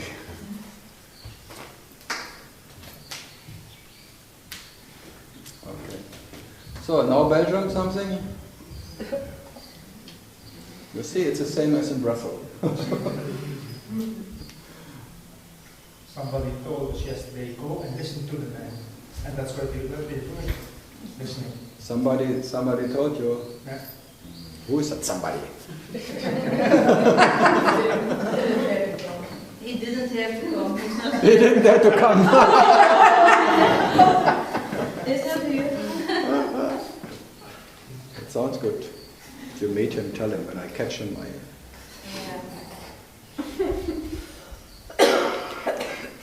You have 20 years of karate. What?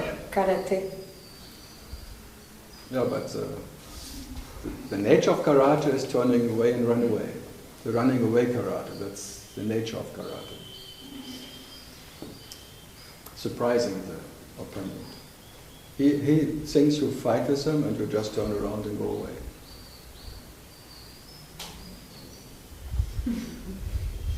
So, hey Gregor, anything different from, no, some difference? In you? Yeah. I think you're still pretty timeless.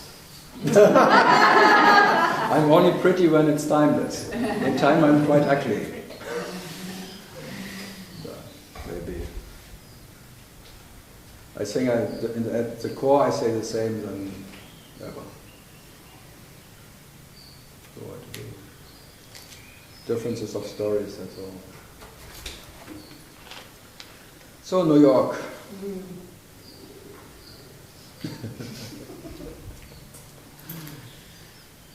I even gave a talk. My first talk actually was in New York. My first official talk. Which place? 97 in a French lady's place, Dominica, in New York. She had a little apartment, and all the Ramesh people came or something, 20 people or something. On A or B Street, I cannot remember, in East Village. Alphabet City. The what? Alphabet City. Yeah, Alphabet City. No, I liked it. In the 80s it was still fun. It's so gentrified now. Now It's very gentrified, totally different. Yeah, I know, it's totally pushed up. Yeah, yeah. The moment the artists go, the real estate comes with it.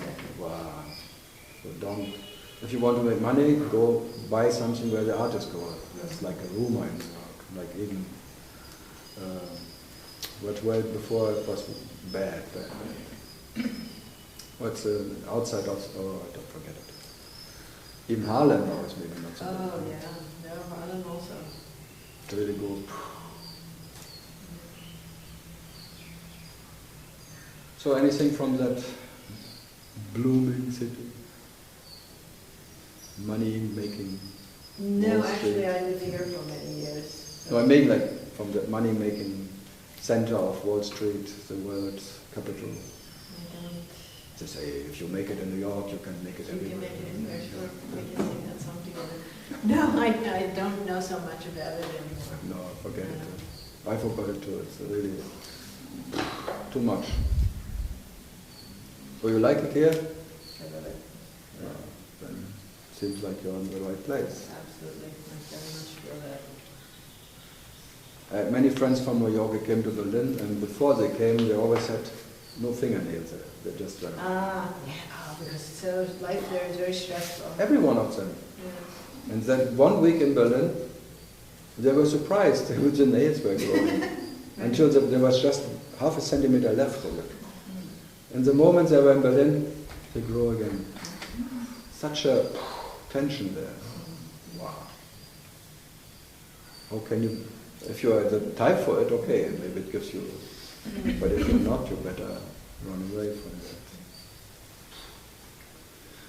So, nothing, no, you heard it anyway, or nothing new that I like. I can never be authentic. I will never be authentic, original. Oh, yeah. I tried many years, but as an artist, you try to be original. And then you say you are not. You're just a cluster of information from others, bullshit coming from Le Buffet or that one from big artists, what you like. You just make a little melange or something and then maybe, but it's never original. Nothing is ever original. No question, no answer. It's all parroting something yourself. But parroting yourself, who cares? No? It's infinite times said before, infinite times pointed to. I agree, nothing is new under the sun. Never was, never will be. But as an artist, it's really like a pain, because you want to be the best, the original. Your art should be very new and inspiring. What the hell you put yourself in? I started to be an artist 77 in Ibiza, because I was running away milking cows. I had this idea, as an artist you can sleep into 12. Because I saw. That was the reason I became an artist. There was no other reason. I was never good in painting, I was never good in art, anything. I had no bloody idea about art, but I wanted to sleep till noon. And artists can sleep till noon. As a farmer, you have to wake up at 5, milking cows. So my idea of artist was heaven, sleeping in. Because after 20 years milking cows, that was, wow. But then I didn't know what I went into. Because I started making big paintings for discotheques, like decoration things, with my friend, and they made good money. We were living party thing. For in Ibiza discotheque? Yeah, in Glorious and thing, and Gloria Bar, all the discotheques full of this big, whatever, Hollywood pictures and thing, and making. And then slowly I started to wanting to make real art. No money anymore, nothing. You just sit in front of a painting, you doubt it the moment you do it, and the moment you think, oh, this is not so bad, this is maybe that. You just one look out of the window, look at that, what is art, and you look back, oh shit, fuck it. It art can is never. horrible. Huh? Art is horrible. I tell you. It's constant suffering until maybe the end you say, it's okay. When it's sold, it's fine. Yeah. When the painting is sold, when it's gone, okay, you cannot change it anymore. Wow, that's good. But as long as it's in the studio, it's dangerous. You can burn it, you can change it, you can do whatever. It's never good enough. Yeah. Because if it would be one good piece you made, you could stop. You would not make another one. You just stop, but it will never happen. The same with knowing yourself. It will never be perfect. You always try again to make it a constant dissatisfaction. Constant.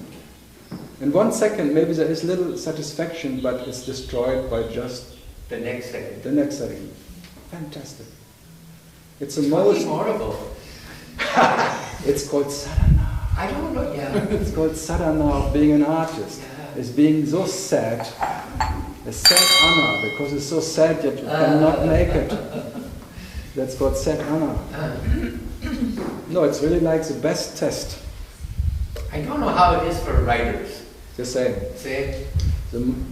As long as there's a manuscript, it can be changed. It's not perfect. Yeah. Only when the publisher got it and it's gone, then they get it. Okay, then they can. And then they need money again, and then you have to write again or something. So that's why I never wrote books. Never ever. I will never. I tried 10 years ago. Tried to make some lines. I started to make it.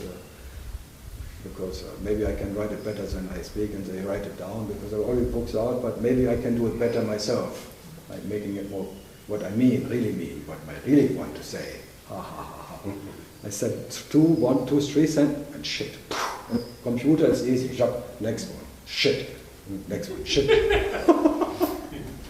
Nothing can, you would never leave it as it is. It's never good enough.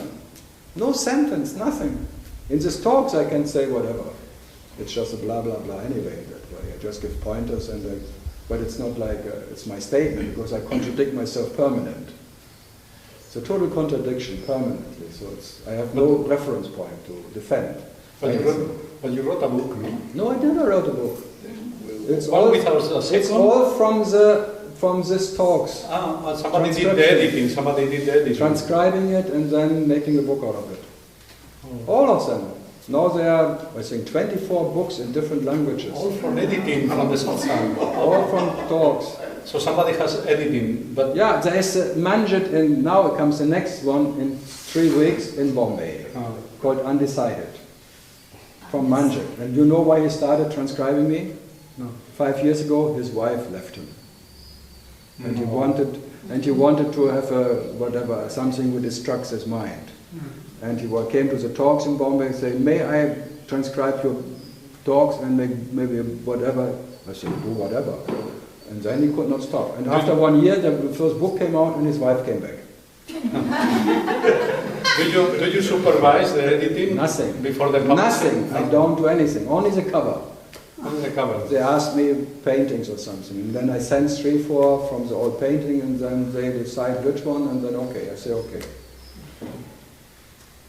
Otherwise, I don't design the back page, whatever is written. I have no idea. You don't read it? You don't Title, check it? sometimes they say, oh, you said something last talks, it was quite nice. Because when this happens and this undecided pops up. Okay, undecided means Neti and whatever. Then let's say, okay, let's call it undecided. Or nothing ever happened, or they never did it, but may it be as it is, or be what you cannot not be, all of that. I said in many talks, so they just take it from there. But I don't decide the title. That's what to do. Even in French are books now. 3 books in French, or 4. I never believed in that. And that's best, because I cannot read it anyway. Or in Russian. Russian is really nice, because in Russian, it's all Russian for me anyway. Or Spanish, there's 1 book in Spanish now. Oh, really? Yeah. Just came out last summer. From Shalaba. Shalaba. Yeah, Osho edition. She was the publisher of Osho in Spain with her husband. Shalaba. She may come in December. What is the name in Spanish of the book? The book is called Nada de Nada. Nada de Nada. Nothing for nothing. Yeah. It was a nice title, huh? Muy bonito. Yeah. Very nice. Nada de Nada. Nada de Nada. In French it's called C'est la vie. Yeah, good translation. C'est la vie, nada de nada.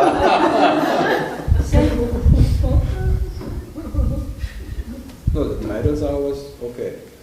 I don't know what's in the book, but that's some other thing. And in Portuguese, there's one that's called The Next Sip of Coffee. The next cup of coffee. The Next Sip of Coffee. And Italian? In Italy? Italy, they work on it. They work on it. Alexandro works on a little bit of nothingness.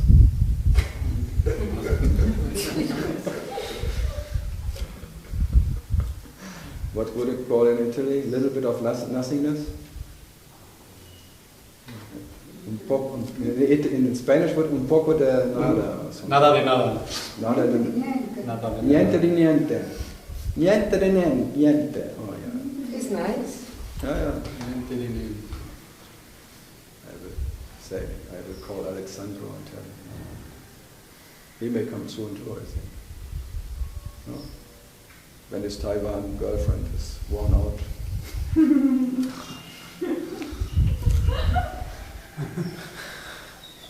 Because he already wrote she makes quite trouble.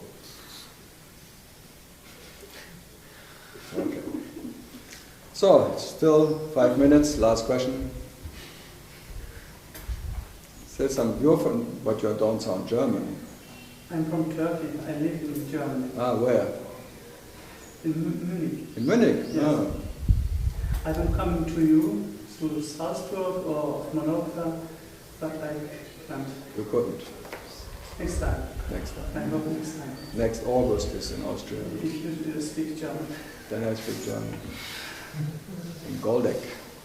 Yes, yes. Mallorca, never again. No? Never? Never. What happened? Why? Tourists, because of the German, no? Ah, it's Full of German. Full of, I don't know what. Too many people. India is full, but Mallorca? Compared to Mallorca, India, there's no one here.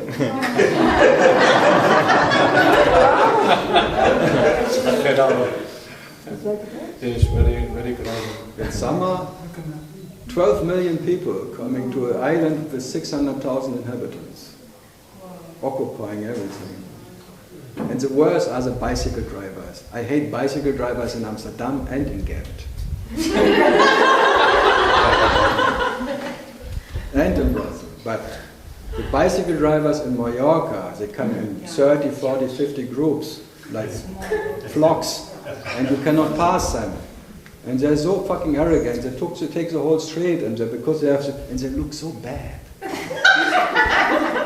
They have this very thin, and they look like impressed sausages. It's for my aesthetic, for an artist as well. If you have a little aesthetic inside.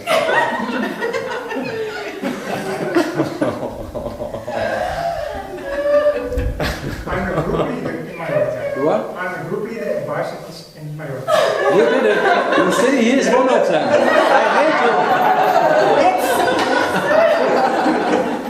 you. Even my tax agent from Germany came bicycling in Mallorca. If he comes to Mallorca, then it's really too late.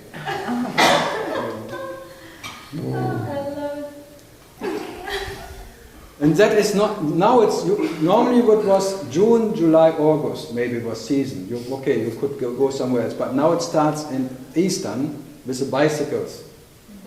Hell, until the end on Christmas. Or even the whole year. To come from all Europe, all the bicycle groups coming to Mallorca. And then there is now a group of this motorbikes with three wheels.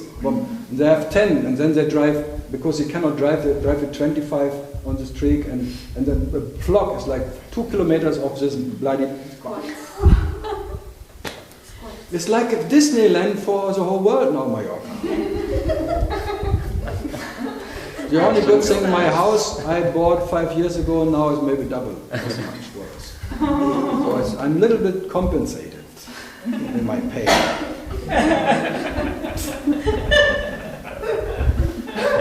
You will still go then? No. I rented it to the ladies. Tina and Rudy rented it for the next year because they sold their house on the beach. And they rented my house for the next year before they move somewhere else. So it's all fine. Otherwise I could not afford this house here.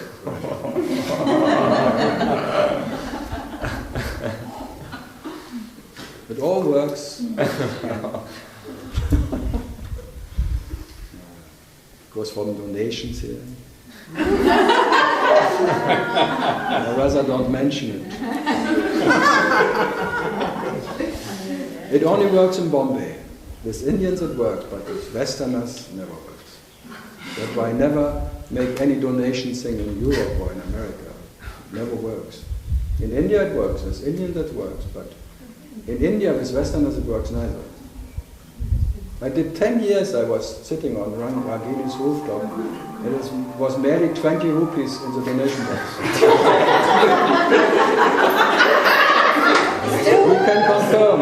He was my bookkeeper. Here, my banker from Austria, Jayant. He had to carry the donation box.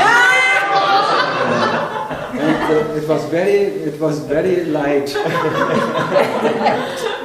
4 flights. I tell you, this mice seekers here around, this whatever, counting peanuts because they want to live to the end of their life here, and they count all that little, cannot expect anything.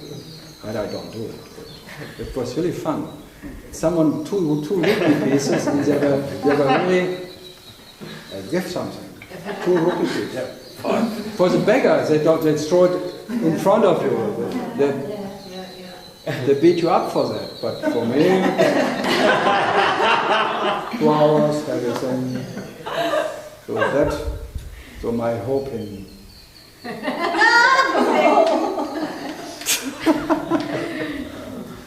It's really gone. No.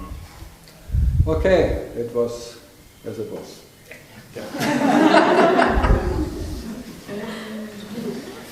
It's a pleasure to see you go.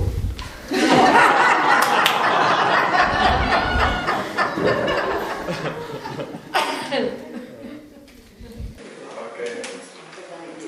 If I see you again.